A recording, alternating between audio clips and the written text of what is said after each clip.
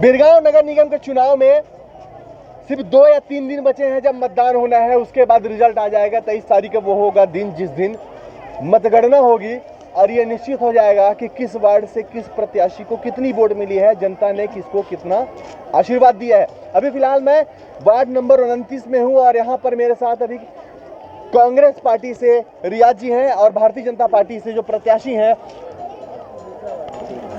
सुनीता जी हैं।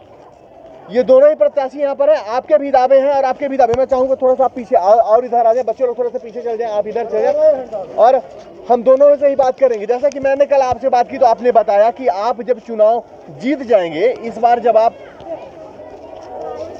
पार्षद बनेंगे तो आपको क्या क्या करना है। मैं आपके पास पहले इसलिए आ रहा हूँ क्योंकि आप पहले से पार्षद हैं, प्रदेश में आपकी पार्टी की सत्ता है, आप पार्षद के लिए खड़े हैं, तो आपके पास में बाद में आऊँगा क्योंकि ये वर्तमान पार्षद भी हैं। तो आपने जैसा कल की बताया कि आप क्या क्या करने वाले हो। इन लोगों ने भी डिबेट में थोड़ी देर पहले काफ़ी सारे आरोप लगाए, काफ़ी सारी बातें नहीं, जनता के लोग भी कुछ कुछ बोले। आज दोनों ही आमने सामने हैं। बताएं कि आप इन जनता के लिए क्या करना चाहेंगे कि ये जनता भी आपकी है, ये जनता भी आपकी। पार्षद अगर आप होंगे तो आप किसी एक पार्टी विशेष की नहीं होगी, हर किसी के लिए आप क्या करना चाहेंगे। देखिए, मैंने आपको पहले ही बताया है कि अगर मुझे 2 बार जनता ने विश्वास करके मुझे 2 बार जिताया है। मैं पहले भी पूर्व में 2 पंचवर्षीय निकाल चुका हूं और मैंने आपको पहले भी बताया है कि अगर मैं जीत के आता हूं तो सबसे पहले मैं हमारे यहाँ गरीब तबके के लोग रहते हैं, ऐसे 10 बच्चों को चिन्हांकित करूँगा जिसकी पढ़ाई के खर्चे उसके माता पिता नहीं उठा पाते हैं। मैं साल का उनके 10 बच्चों को चिन्हांकित करके साल भर का उनका स्वयं के अपने पैसे से उनकी पढ़ाई करवाऊँगा। अच्छा, ठीक है। और दूसरा मेरा जीत के आने के बाद दूसरा मेरा मुद्दा ये रहेगा कि ये मेरी जो घनी आबादी बस्ती है, कुआंपारा बस्ती, व्यासनगर इसको बोलते हैं, यहाँ पर मैं एक छत्तीसगढ़ महतारी की भव्य मूर्ति की स्थापना करूंगा। जिस स्थान पर हम खड़े हैं वहीं पर छत्तीसगढ़ महतारी की भव्य मूर्ति की स्थापना करूंगा। और तीसरा मेरा सोच ये है कि हम लोग इंडस्ट्रियल एरिया में रहते हैं, बहुत प्रदूषण वाला क्षेत्र है ये। प्रदूषण क्षेत्र होने के कारण हर घरों में अगर आप सुबह उठकर देखते हैं तो बहुत सही गंदगी लगे रहती है छत पर। तो हर घर पर मैंने ये मुख्य रूप से सोचा है कि मेरे द्वारा हर घर पर एक वृक्ष लगाने का मैं अपने हिसाब से निवेदन करूंगा। चलिए, ठीक है। आपने सुना, आपके सामने बातें हैं भाई कि इनके क्या क्या मुद्दे हैं। ये भविष्य में अगर पार्षद बनते हैं तो ये क्या करेंगे। अब आप बताएं, आप क्या करेंगे अगर आप पार्षद बनते हैं तो आप क्या करेंगे, आप बताएं। जो भी वार्ड की जो भी समस्याएं हैं, महिलाओं से लेके हमारे भाइयों के जो भी समस्या रहेगा उसको सबको मैं पूरा करने की कोशिश करूंगी। और खास करके बोल रहे हैं कि विकास किया हूँ करके, तो विकास के नाम पे प्रधानमंत्री योजना के अंतर्गत कितने घर बनाए हैं इस वार्ड में, इसको पहले पूछूं। आप पूछिए, आप प्रत्याशी हैं। नहीं तो वही तो मैं आपके सामने ही तो रख रही हूँ, बात को पूछो ना भाई। हाँ, बताइए कितने बनाए भाई। मैंने डोर टू डोर जाकर इसके लिए निवेदन किया। स्लम एरिया है, अभी वर्तमान में मैंने कम से कम 4 मकान बनाए हैं और जिन्होंने हामी भरी उसके मकान बनाए हैं। यहाँ पर ये भ्रम फैला दिया गया था कि अगर यहाँ मकान आपका बनेगा तो ये मकान आपका आगे चल के अगर वो बेचने वाले रहेंगे तो नहीं बेच पाएंगे, इसलिए कई लोगों ने इस पर रुचि नहीं रखी। अच्छा, मतलब 10 साल के उसमें सिर्फ 4 घर बन पाए। कितने का अनुमोदन हुआ था यहाँ पर? आपको जानकारी के लिए बता दूं, और आप मुझसे सीनियर हैं, पत्रकार भी है। 10 साल नहीं हुआ प्रधानमंत्री आवास को चालू हुए, है ना? नहीं, 10 साल नहीं हुआ। आपके 10 साल के कार्यकाल की बात कर रहा हूं। बीजेपी की सरकार आई, बीजेपी की सरकार आई, नरेंद्र मोदी जी की सरकार आई थी।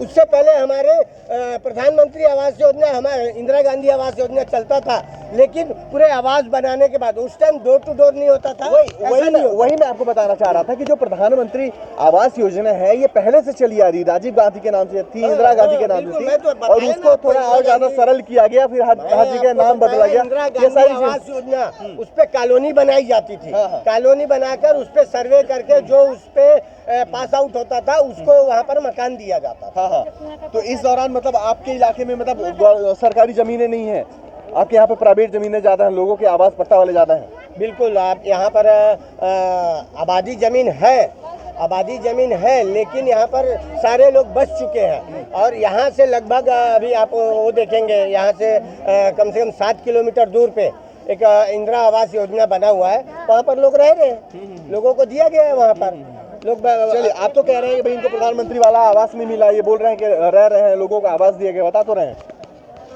कौन बोल रहे हैं? निगम में जो पैसा आया था फिर वो रिटर्न कैसे हो गए बताओ। 3 साल से जब से कांग्रेस की सरकार आई है, प्रधानमंत्री आवास योजना के जो पैसा आया था वो रिटर्न कैसे हुआ है? क्यों नहीं बने? अभी क्यों नहीं बने? 3 साल से तो एक भी नहीं हुआ है। इसका जवाब इसका जवाब माननीय महोदया अंबिका यदु थी, महापौर यहाँ की, बीजेपी की महापौर थी, वो बताएंगे ना इसका पैसा वापस क्यों हुआ और कैसे हुआ, वो बताएंगे। महापौर हमारी ये बताएंगे, वो कैसे बताएगी? पैसा वहाँ से आया है, उसको वो रिटर्न हुआ है तो उसको बाहर के पार्षद बताएंगे ना। महापौर के पास सर, पहले महापौर हमारे हमसे बड़ी है कि मैं उससे बड़ा हूँ। महापौर बताएगी ना पैसा आया रिटर्न क्यों हुआ, इसका लेखा जोखा महापौर देगी, उसका पार्षद थोड़ी उसका जवाब देगा। मैं ये बोल रहा हूँ कि हमारे यहाँ 2600-2700 लोग जो हैं, उसमें से जो 1200-1500 लोग जो चौड़ी में जाते हैं, मजदूर वर्ग, उनके लिए क्या किया गया? हाँ बताइए, अब बताइए ना क्या परेशानी बताइए। उनकी परेशानी ये है कि वो 200 रुपये 230 रुपये जो रोज कमा रहे हैं, जो 10 साल 15 साल से जो 200-230 रुपये कमा रहे हैं, उनके लिए हमारे वार्ड में क्या किया गया? जी, ये डेली रोजी कमाने वाले वर्ग के लोग हैं और इनको बांध के नहीं रखा जा सकता, इनको बांध कर नहीं रखा जा सकता। ये है कि एक यूनियन बननी चाहिए, इनका कहना ये है कि यूनियन बननी चाहिए थी। वीरगांव चूंकि इंडस्ट्रियल एरिया है, यहाँ पर दूसरे गांव के लोग, बीजेपी की सरकार थी, मेरा सवाल पूरा होने महापौर ने क्या किया? मेरा सवाल पूरा हो जाए। महापौर है भाई आप, मैं वार्ड नंबर 29 में हूँ रियाज जी, और मैं वार्ड नंबर 29 की बात कर रहा हूँ, मैं पूरे वीरगांव की बात नहीं कर रहा हूँ। वार्ड नंबर 29 में जो लोग हैं वो आप ही आश्रित हैं, क्योंकि आप पार्षद हैं और आगे भी आप पार्षद बनेंगे, आपका आशीर्वाद मिलेगा, इनको भी आगे की बात होगी। लेकिन वर्तमान अभी तक की एक जो बात है तो उसमें ऐसा है कि भाई अब आपके वार्ड में जितने भी लोग थे उनके लिए इनका आरोप ये है, पहले अच्छे से इनका वहाँ से सुन के यहाँ बोलना नहीं, एक मिनट, इनका आरोप ये है कि प्रत्याशी से बात करिए आप। मैं प्रत्याशी हूँ तो मैं आपसे बात कर रहा हूँ, अभी मैं आपसे बात कर रहा हूँ, अभी मैं आपसे बात कर रहा हूँ। अदर जवाब ना दे, अभी मैं आपसे बात नहीं, ऐसा नहीं है, आपके तरफ से कोई भी व्यक्ति जवाब दे सकता है, ये एक ओपन डिबेट है, किसी एक व्यक्ति के लिए नहीं है। भाई आपको कोई परेशानी है हुई है तो ये बोल सकते हैं, ऐसा नहीं है कि कोई भी ना बोले, कोई ऐसा पर्टिकुलर नहीं है। इनका आरोप ये है कि आप इस इलाके में एक यूनियन आपने नहीं बनाया, इस इलाके में जो मजदूर लोग हैं उनके लिए काम हर रोज मिल पाए, ऐसी व्यवस्था नहीं बनाई पाई। अभी आपके सामने उन्होंने बोला, उसके लिए मैं जवाब जानना चाह रहा हूँ, उसका जवाब आपके क्या? भाई जैसे शासन का योजना आएगा, शासन का योजना आता, महिला समूह बनी है, महिला समूह को नगर निगम में महिला समितियों को विभिन्न प्रकार की योजनाओं का लाभ दिया जा रहा है। और ये शासन की जैसे योजना आएगी, जैसे हमको बताया जाएगा, शासन के योजना आने के बाद हम पब्लिक को बताएंगे, जो मेरे यहाँ क्षेत्र के लोग हैं, स्लम एरिया है, वो अगर शासन की योजना आती तो ऐसा बताएगा, उसको लाभ दिया जाएगा।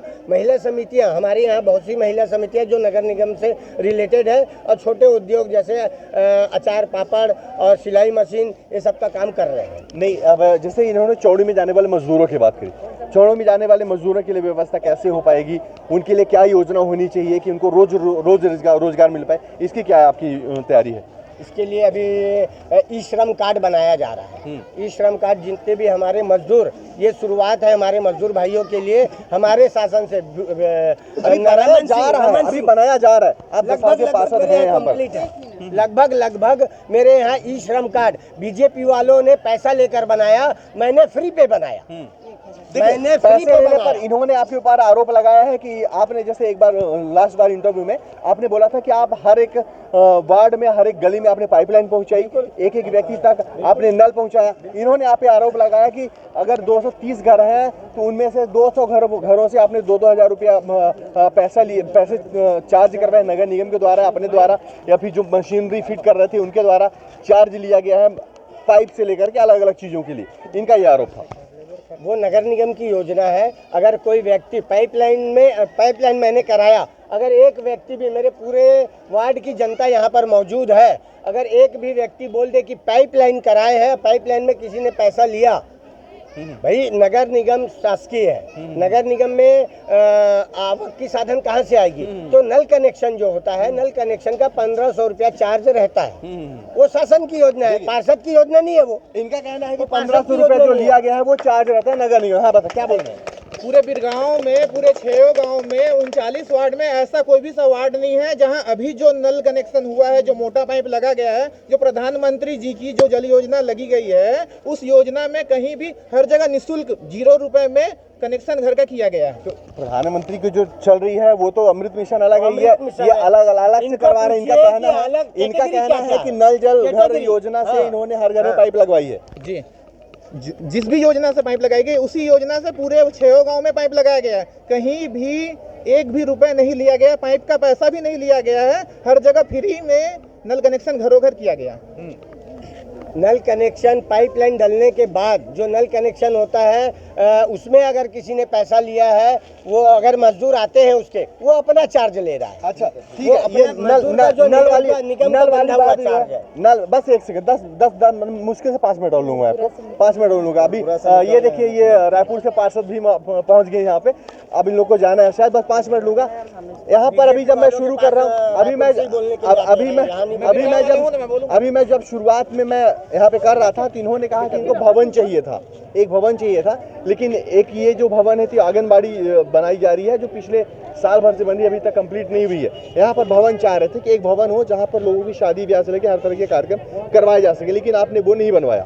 यहाँ पर मेरी क्षेत्र की जनता यहाँ पर मौजूद है, मेरे बीजेपी के साथी भी मौजूद हैं। ये लोग अच्छे से जानते हैं कि यहाँ जो भवन था पूर्व में, वो पूरी तरीके से ग्रसित हो चुका था। इनकी मांग थी कि इनकी मांग नहीं थी, मैंने मांग किया निगम से कि मेरी जो कुआंपारा बस्ती में मेरी जो भवन है वो जर्जर हो चुकी है, उसमें पूर्व में आंगनबाड़ी भी चलता रहा है, पहले से भी आंगनबाड़ी चलता रहा है। और ये लोग आंगनबाड़ी की बात कर रहे हैं, ये आंगनबाड़ी नहीं बन रहा है, ये भवन ही बनाया जा रहा है। हमारे यहाँ शादी का प्रोग्राम होता है या किसी प्रकार का कोई घटना होता है, कुछ कार्यक्रम करना रहता है, तो ये उसके लिए बनाया जा रहा है। ये आंगनबाड़ी, मैं इनका भ्रम खत्म कर दूं, ये आंगनबाड़ी नहीं बन। चलिए, हाँ, क्या बोल रहे हैं? मेरे बोलने का मतलब अभी हमारे पार्षद जी ने हमें ये बताया कि हमारे यहाँ जितनी महिला समितियां हैं वो अचार का काम, पापड़ का काम और रोजगार करती हैं। यहाँ जितने लोग हैं, कितने लोग काम करते हैं, आप बुला के पूछिए। चलिए, अभी ये उन लोगों से पूछने का मुद्दा अलग है, ये बताएंगे। फिलहाल जब मैं जनता के पास डिबेट करूंगा तो फिर जनता से बात करूंगा। अभी इसके पहले जब आपसे बात करूं तो आपसे मैं बात करूं तो आपके आरोप जितने, आपके उत्तर जितने भी रहे, दोनों ही पार्टी के प्रत्याशियों ने एक दूसरे पर आरोप लगाए, सवाल जवाब हुई। इस दौरान जितनी भी यहाँ पे बातें आई, उन सारी बातों पर लगातार चर्चाएं जारी रहेंगी। लगातार जब तक चुनाव खत्म नहीं हो जाएगा तब तक ये डिबेट जारी रहेगी।